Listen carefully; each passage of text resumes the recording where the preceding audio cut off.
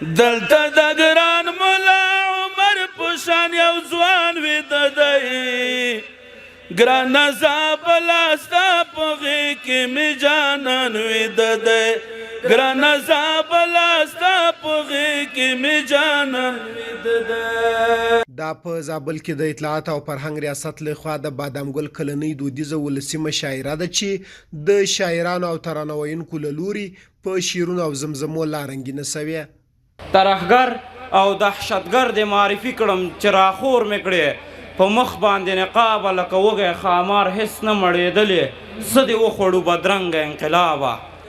د ژوند عادت د ژوند سرشارو ته سکنجې ورکوي وخت او حالات میړو ته درس او تجربې ورکوي. ګورئ همدا دې په اسلام کې بیخي غوره سړي چې خپله ستړي وي خو نورو ته فایدې ورکوي.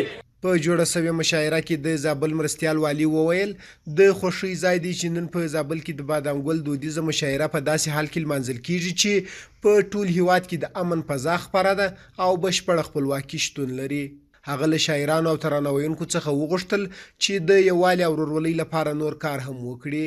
یقینا هغه کسان چې هغوی د شعر په ژبه باندې جهاد کړی دغه شل کلنه مبارزه هم دغو شاعرانو دغو لیکوالانو ادیبانو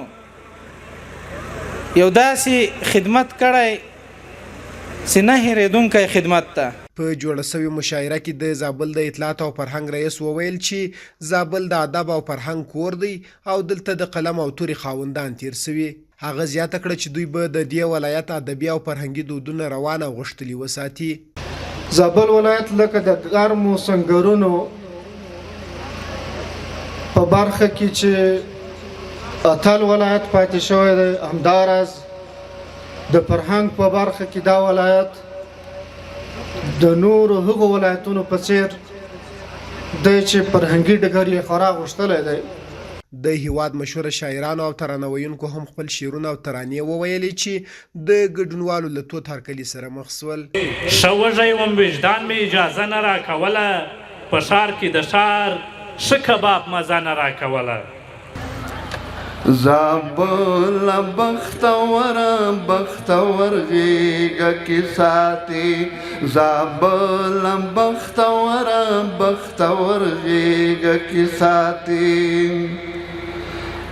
امیر المؤمنین مولا عمر غیږه کې ساتي زابل بختوري بختور غیږه کې ساتي.